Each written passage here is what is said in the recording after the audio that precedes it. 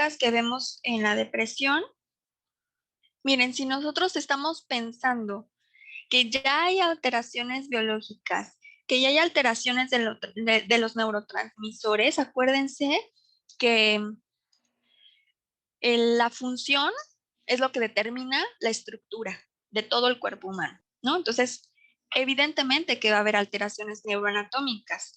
Ahora, como etiopatogenia de la depresión es interesante cómo algunas alteraciones neuroanatómicas pueden ser causantes de un síndrome depresivo, ¿no? Para eso nosotros tenemos que estar pensando en todas esas estructuras neuroanatómicas que están implicadas en la regulación del afecto, que básicamente pues es todo el cerebro, ¿no? Cuando nosotros hablamos del cerebro, ya no lo pensamos como lo pensaban antes. ¿Se acuerdan de las áreas de Brodmann y de la división en los dos hemisferios? Todo eso realmente ya es obsoleto. Actualmente estamos pensando en el cerebro como todo un conectoma. Todo el cerebro está conectado, una función con otra. Entonces, esto es muy importante que lo tengamos en mente, sobre todo teniendo este pensamiento complejo, que seguramente el doctor Eric ya les habló del pensamiento complejo, para poder entender por qué la depresión causa tantas alteraciones a distintos niveles, incluso motores, incluso autónomos, ¿no? Funciones autónomas que están relacionadas en el con el síndrome depresivo, por ejemplo, el estreñimiento o algún otro síndrome digestivo como el síndrome de colon irritable, síndromes dolorosos, crónicos. Todo esto tiene que ver con los niveles que están afectados también neuroanatómicamente.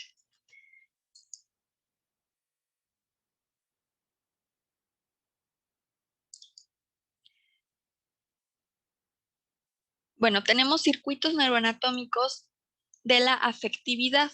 Hay distintos circuitos. Uno de los más importantes es el límbico talámico cortical, que por supuesto ya con el nombre estamos pensando inmediatamente en las funciones, ¿no? ¿Se acuerdan del sistema límbico, que es el gran regulador de las emociones, pero también de actividades eh, autónomas como el ciclo vigilia-sueño, como la regulación del apetito, el tálamo y la corteza cerebral, ¿no? Y esto nos explica el por qué hay tantas funciones cognitivas alteradas en la depresión y por qué uno de los síntomas más importantes de la depresión o más desgastantes son los que tienen que ver con estos circuitos que llegan a la corteza prefrontal, como el, el sobrepensar, ¿no? Los pacientes con depresión hacen algo que se llama overthinking, que es sobrepensar. Son pacientes que se están preguntando el porqué del porqué del porqué del porqué, ¿no? Y muchos dicen, es que soy muy analítico.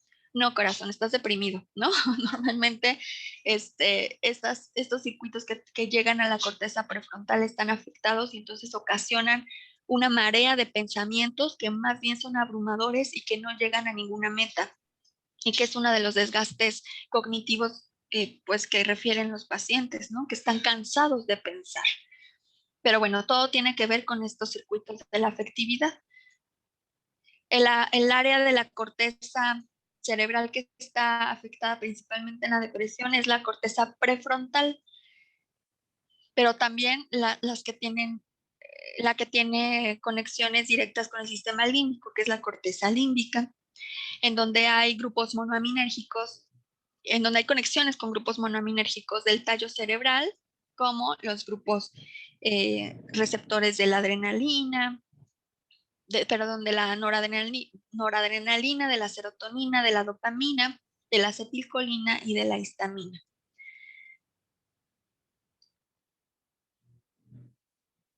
Tenemos otro circuito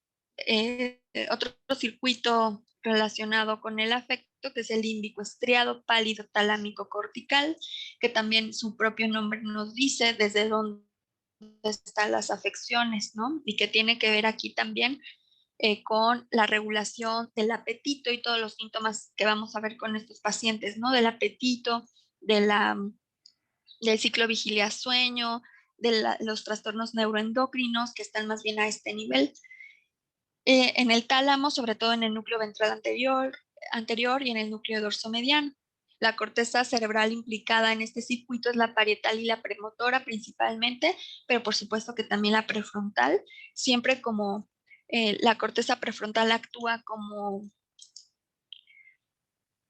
como la parte final de los circuitos, ¿no? O sea, como a donde llegan la información en última instancia de estos circuitos, de la mayoría de los circuitos del afecto. Es decir, hay conexiones que vienen desde el tallo cerebral, que van hasta todos los núcleos monoaminérgicos, hacen parada, digamos, como en el sistema límbico, y después hay conexiones en la corteza prefrontal.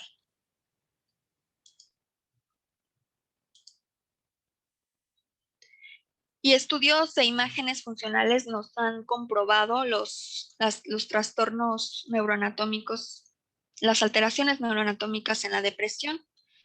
Aquí vemos, por ejemplo, una tomografía por PET de un paciente con depresión, en donde este tipo de tomografías nos muestra la perfusión de las diferentes áreas cerebrales, perfusión y metabolismo, ¿no? O sea, porque detecta tanto oxígeno como glucosa, y vemos cómo hay áreas cerebrales alteradas de manera importante en un paciente con depresión, y a diferencia de un paciente que no tiene depresión, ¿no? O sea, hay una baja perfusión en áreas importantes y una elevación de perfusión en otras áreas implicadas, por ejemplo, en centros de la irritabilidad o de la agresividad, más bien como la amígdala cerebral. Se ha determinado que pacientes con depresión tienen un tamaño de amígdala cerebral más grande que otros pacientes, o que la corteza prefrontal está muchísimo más activada por estos circuitos cognitivos que les comentaba, pero las conexiones con el sistema límbico están con disminución en la perfusión. Entonces, bueno, las alteraciones neuroanatómicas son más que comprobables en un paciente con depresión. Y bueno, por eso se dice que la depresión está caracterizada por una disfunción primaria en la corteza prefrontal y los ganglios basales, principalmente.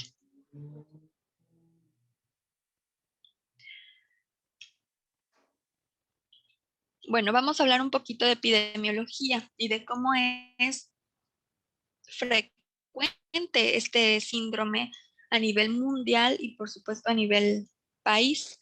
El 5% de la población mundial sufre de algún trastorno depresivo. Estas cifras son muy significativas porque se equiparan con otro tipo de enfermedades crónico-degenerativas, que son de las causas más frecuentes de morbilidad y mortalidad a nivel mundial, y que por supuesto son preguntas del Ceneval. Entonces, bueno, para que lo apunten. 5% de la población mundial sufre de algún trastorno depresivo, y se sabe que a lo largo de la vida un hombre puede tener una prevalencia del 5 al 12%, a diferencia de las mujeres que tienen hasta el 25% de prevalencia de la depresión. Aquí podríamos decir entonces como conclusión que la depresión es más prevalente en mujeres, pero vamos a ver cómo esto está matizado un poco con cómo se hace el diagnóstico de depresión tanto en hombres como en mujeres, y cuáles son las manifestaciones clínicas tanto en unos como en otros, porque son diferentes, y eso hace que se diagnostique a lo mejor un poco menos en los hombres, ¿no? La prevalencia de episodios de depresión mayor alguna vez en la vida es hasta del 3.3%, en el último año de 1.5%, en el último mes de 0.6%. Normalmente un paciente que ya cursó con un episodio de depresión mayor y que no fue medicado, se sabe que el siguiente episodio, pues generalmente es más grave y dura más tiempo. Entonces, bueno, podemos tener mucho cuidado en pacientes que ya han sido diagnosticados con depresión porque es probable que reincidan. Se estima que para el 2020, o sea, ya pasó, esto ya se comprobó, ya es así, como les decía, la depresión mayor se convertirá en la segunda afección más discapacitante y está superada solo por la cardiopatía isquémica, que también está relacionada con depresión, ¿no? Actualmente, o sea, 2021, ya es la causa más discapacitante, aunque los familiosos todavía no nos den incapacidades por depresión, ¿no? La depresión ataca a cualquier grupo de edad, puede aparecer en niños de edad escolar y en adultos mayores. De hecho, niños más pequeños o adultos mayores realmente, o sea, adultos mayores de más de 70 años es muy frecuente la depresión, pero también en niños muy chiquitos. El adulto joven entre 18 y 35 años de edad es el grupo más afectado, o digamos que es el grupo más diagnosticado. Ahora sí, las manifestaciones clínicas en donde nosotros aterrizamos clínicamente todas estas afecciones a distintos niveles que ya hemos comentado y que por supuesto corresponden con todo lo que ya hemos hablado, ¿no? Y que ahora que ya hablemos de las manifestaciones clínicas, ustedes ya inmediatamente van a pensar, claro, porque está afectado este circuito o porque está afectado este neurotransmisor y que es muy importante tenerlo en cuenta para la medicación. Entonces tenemos alteraciones clínicas a diferentes niveles también, tanto alteraciones del estado de ánimo, manifestaciones cognitivas, manifestaciones físicas.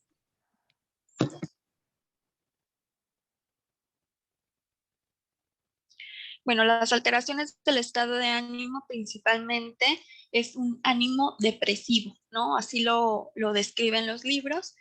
Esto es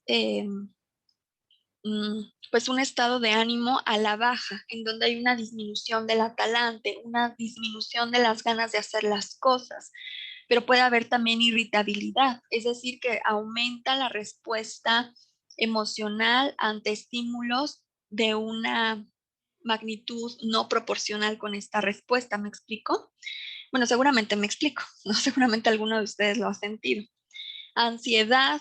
La ansiedad no como trastorno, aunque es una de las comorbilidades más frecuentes de la depresión.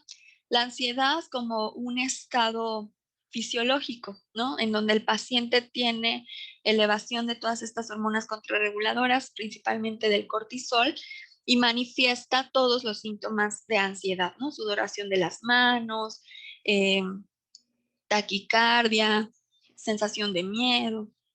Ataques de ira, esto es muy común o es más común en los hombres, por ejemplo, ¿no? Hay hombres que no manifiestan tristeza, que solo manifiestan irritabilidad o ataques de ira. Y esto es un equivalente a la tristeza cuando hacemos un diagnóstico.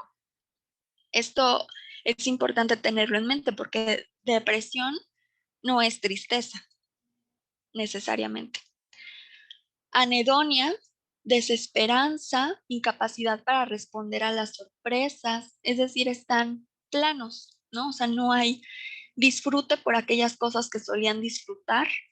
Desesperanza es cuando le preguntas al paciente si tiene algún plan de vida a mediano plazo, si tiene algún proyecto que realizar, si hay algo que le ilusione, ¿no? Todos podemos decir, sí, claro, yo quiero estar, no sé, ustedes ahorita en la etapa en la que están, pues se imaginan ya en qué hospital quieren estar y luego en dónde quieren hacer la especialidad y ya se imaginaron en el quirófano o no sé, esas son como ilusiones, ¿no? Esperanzas normales y los pacientes con depresión simplemente no lo sienten, ¿no? Si alguno de ustedes ha convivido con un paciente deprimido o está pasando por este cuadro, eh, realmente no se siente esa ilusión, se ve como un, bueno, me da igual, ¿no? Me da igual que pase en un año, me da igual que pase en 6 meses.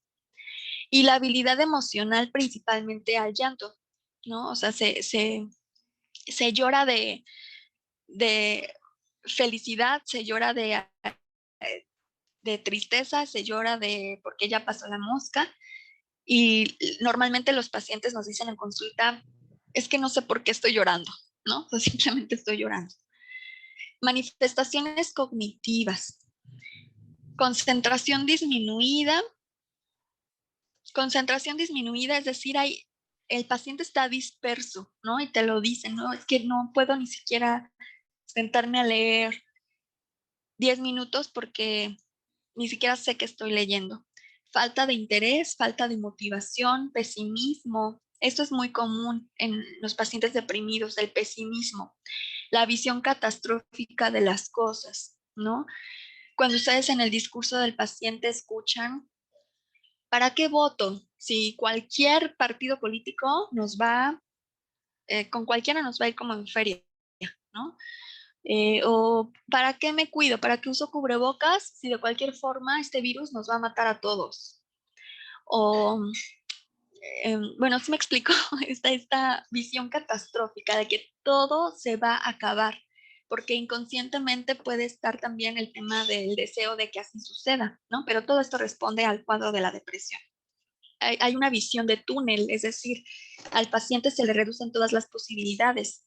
La visión de túnel es precisamente no poder ver en la periferia, ¿no? O sea, que la visión esté centralizada generalmente hacia un desenlace catastrófico. Distorsiones cognitivas. mmm,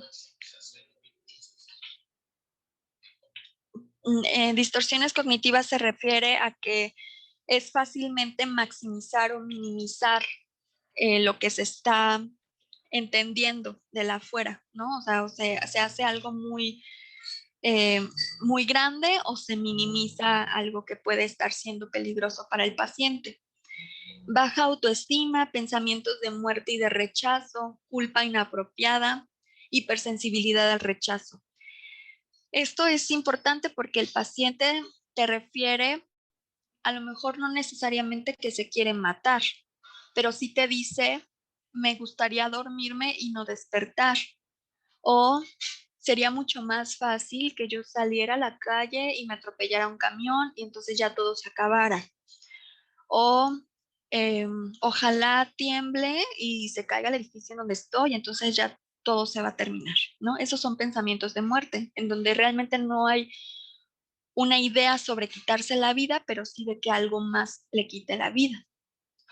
Manifestaciones físicas, como les comentaba, ¿no? Como la depresión causa afecciones a distintos niveles, pues claro que va a haber manifestaciones físicas y esto responde tanto a esta teoría de las alteraciones neuroanatómicas y neuroendocrinas como a la teoría de la psicosomatización que es muy frecuente en los pacientes con depresión, porque no hay una capacidad de simbolismo en estos pacientes con depresión, no hay una capacidad de insight, de conciencia de enfermedad en la mayoría de los casos. Entonces, en lugar de enfrentar de manera consciente, enfrentar de manera consciente los síntomas que se están experimentando, digamos que hay una especie de bloqueo, ¿no? Y ya no pienso en eso y entonces lo mando directamente al cuerpo. Bueno, se los estoy explicando de una manera muy simplista, pero bueno, para entender por qué también hay manifestaciones físicas, ¿no? Y que generalmente lo vamos a ver con disminución de la energía, retardo psicomotriz, ustedes van a ver a los pacientes lentos, insomnio, hipersomnia, disminución del apetito y del peso o aumento del apetito y del peso. Se ha encontrado que generalmente en pacientes con depresión unipolar o depresión mayor, como es la que estamos tratando, hay más bien aumento del apetito. Pero bueno, también puede haber disminución. Cefalea y tensión muscular. Disminución de la libido, disfunción eréctil, retraso del orgasmo, anorgasmia. Es decir, todas estas funciones sexuales que son normales en el paciente adulto, los pacientes deprimidos, pues simplemente no lo sienten, ¿no? Y si no tienen pareja, pues es algo que no eh, le restan importancia, ¿no? En la consulta a veces ni te lo mencionan, porque para ellos ya es hasta normal. Es como, ah, sí, el orgasmo existe, bueno, o sea, no es algo que en ese momento les esté importando por toda la condición eh, patológica del cuadro, ¿no? Pero cuando están en pareja generalmente es un problema en las parejas, ¿no? Ese tipo de conductas que más bien responden a todo lo biológico que ya mencionamos.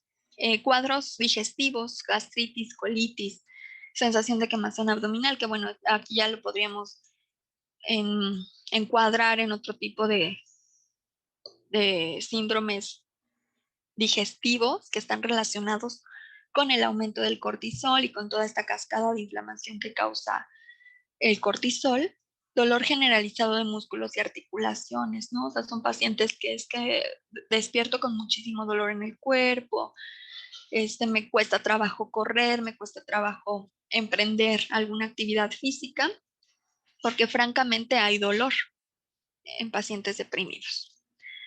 Hace unos minutos les comenté acerca de la relación de la depresión unipolar con el aumento del apetito. Entonces, aquí hay algo que me gustaría mencionar, pero que lo van a ver en una clase más adelante, en la de trastorno bipolar. Hay una depresión que es la depresión bipolar, que es el episodio depresivo que se manifiesta en los pacientes con trastorno bipolar. Entonces, la depresión a la que estamos estudiando en este momento es la depresión unipolar, lo que nos lleva a pensar en que todos los pacientes que llegan con síntomas de depresión a la consulta, hay que hacer diagnóstico diferencial con la depresión bipolar. Una vez que tengan la clase de trastorno bipolar, ustedes cuestiónense, ¿no? ¿Cómo es que van a hacer este diagnóstico diferencial? Tendríamos que tomar la clase de trastorno bipolar para entender la diferencia, pero bueno, ustedes acá concéntrense que estamos viendo trastorno depresivo mayor y que bueno, estas son las características que sí son muy parecidas al depresivo bipolar, pero este es el trastorno depresivo mayor.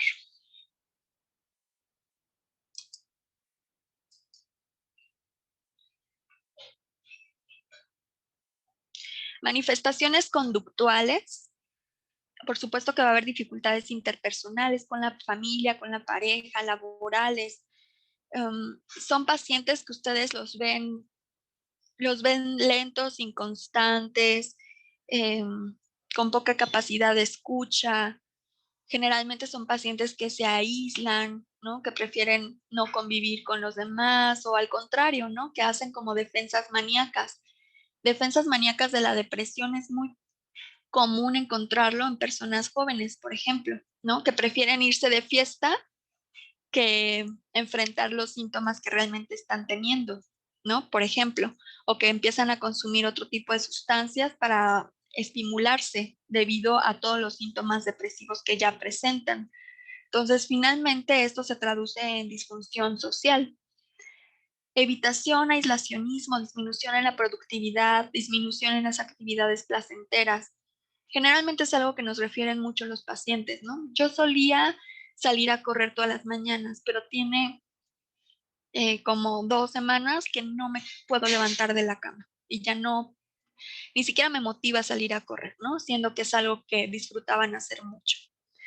Disminución en la actividad sexual, desarrollo de conductas repetitivas y rituales.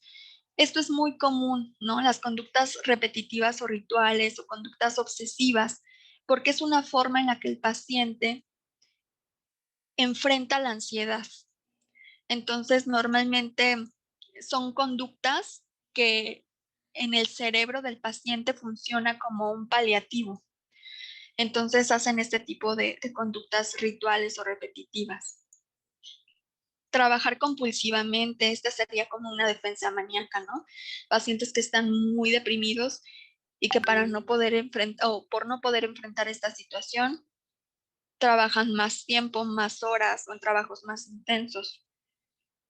Uso y abuso de sustancias psicotrópicas, victimización, automutilación, comportamientos suicidas y autodestructivos, entendiendo los autodestructivos como conductas para suicidas, ¿no? O sea, no necesariamente están buscando conscientemente matarse, pero están manejando una motocicleta a alta velocidad después de haber consumido una cantidad de alcohol, por ejemplo, ¿no?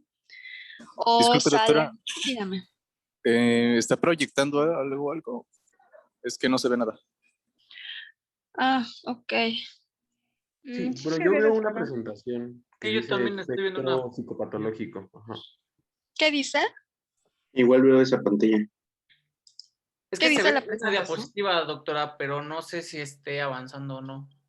Ups. ¿Y cuánto tiempo tiene así? Creo que una Como diapositiva. Como desde hace 15 minutos. 20 minutos, 15. ¿Ya la ven? No. No sé si sea una que dice espectro psicopatológico, somático y de conducta. No. Ya se ve su pantalla. Ah, ¿Qué sí, cambió? sí. Bueno, pero sí me han estado siguiendo. Sí, doctora. Sí, doctora. Bueno. ¿Ya se ve manifestaciones conductuales? Sí. Ya. Ok.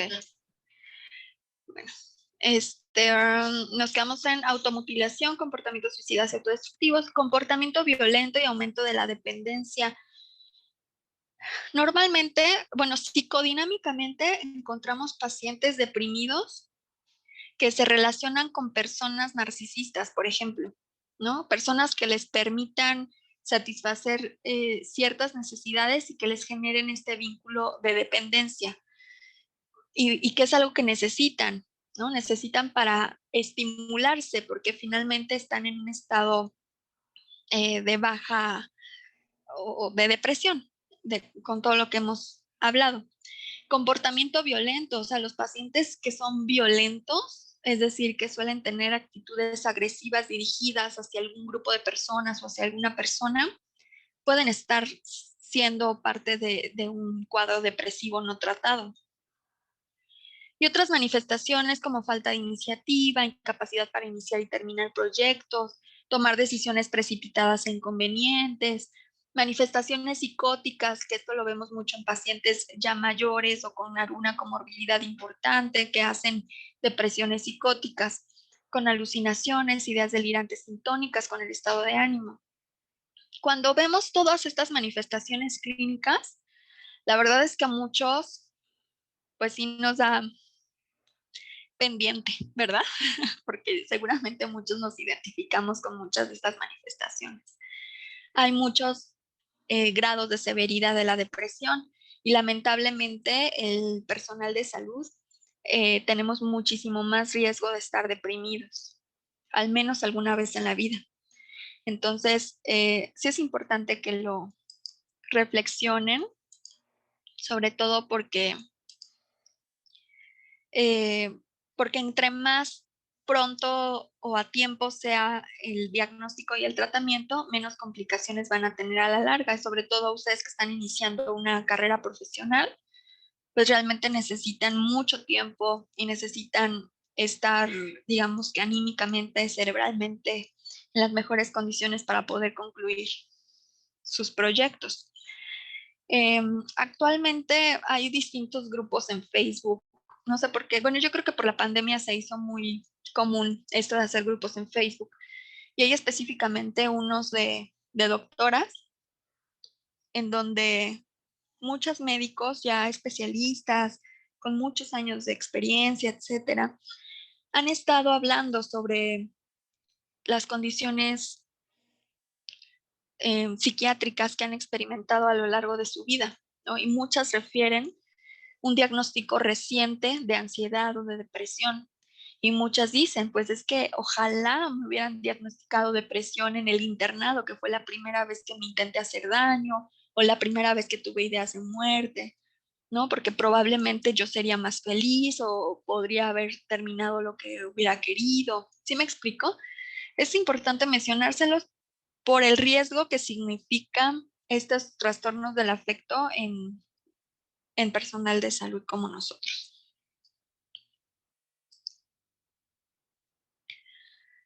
En varios estudios se ha detectado dolor hasta en un 76% de los pacientes con trastorno depresivo mayor. O sea, el dolor físico es real en los pacientes deprimidos.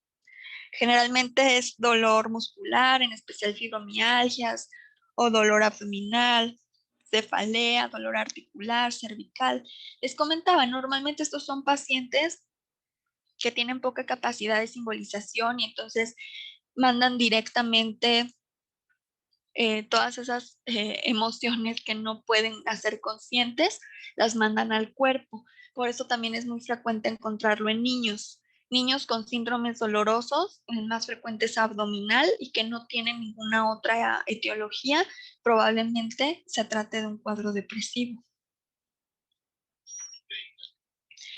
La historia clínica de la depresión no tratada es esta. Fíjense cómo, como les comentaba, ¿no? Puede tener una duración de años, en donde a lo mejor los síntomas se hacen menos intensos, pero el deterioro sigue siendo importante y pues toda la disfunción social que esto ocasiona. Normalmente la depresión no tratada en la etapa más grave o más severa se ve los primeros 6 meses, ¿no? Lo ideal es diagnosticarlo lo más pronto posible. Puede haber etapas de remisión natural, digamos, de la depresión, pero generalmente cuando ya se cursó con un episodio depresivo no tratado, hay una reincidencia generalmente. Y como les comentaba, la reincidencia suele ser más grave. La edad media de aparición es a los 20 años, evoluciona de días a semanas. Los síntomas prodrómicos, en algunos casos puede ser una ansiedad generalizada o solo ataques de pánico. Con el solo estoy siendo demasiado injusta, ¿no? Quien ha sufrido algún ataque de pánico, pues es realmente alarmante. El paciente se asusta mucho, es una angustia importante. Fobias o síntomas depresivos, ¿no? Que no de por sí un cuadro depresivo, pero sí ya tienen algunas manifestaciones clínicas y que esto en poco tiempo puede desencadenar ya un cuadro de depresión mayor como tal. Y se estima que sin tratamiento el episodio suele durar entre 6 y 12 meses o más. Es decir, que si ustedes no tratan la depresión de su paciente o su depresión, pues puede remitir a lo mejor en un año, ¿no? Pero como les comentaba, la reincidencia suele ser más grave. Entonces, para evaluar toda la evolución de la depresión, tenemos que estar pensando en que puede haber recurrencia, que se da en más del 50% de los pacientes, el curso es variable, generalmente son episodios separados o puede ser episodios agrupados, es decir, en poco tiempo. Y generalmente hay mayor recurrencia con edad. Cuando remite un cuadro de depresión antes de que suceda el otro, hay algo que se llama estado interepisodio, en el que el paciente pues va recuperando sus funciones sociales, incluso anímicas, se siente un poco mejor. Hay algunos síntomas residuales, ¿no? Sobre todo de tipo social, bueno, ya perdieron el trabajo, bueno, ya perdieron a la pareja, y hay este estado interepisodio que hace que el paciente sienta que digamos, pues ya la libró, ¿no? Pero normalmente pues hay una reincidencia, ¿no? Hay una depresión de patrón estacional, que bueno, esto lo pondríamos a lo mejor con un signo de interrogación porque depende de muchos factores, pero bueno, muchos sí los relacionan con el estado climático y por eso es que en algunos países es mucho más prevalente la depresión que en otros, normalmente en países donde tienen menos disponibilidad de luz solar durante el día. Complicaciones más importantes, suicidio, actos violentos, dificultades sociales, angustia familiar, ¿no? Realmente la depresión causa muchísimo deterioro que no siempre se habla, ¿no? Los criterios diagnósticos son todos los que hemos estado mencionando. Les sugiero que lo revisen en el DSM-4, la revisión del DSM-4, o actualmente ya en el DSM-5. Así también en el CIE-10, perdón, en el CIE-11 ya están determinados los criterios, pero es importante tener en mente, ¿no? El diagnóstico se hace preguntándole al paciente sobre las últimas 2 semanas, ¿no? Los síntomas que ya estamos mencionando en las últimas 2 semanas. Vamos a hablar del tratamiento rápidamente. Tengo un minuto. Nos conectamos al otro enlace, por favor. Sí, doctora, de acuerdo. Sí, doctora. Gracias.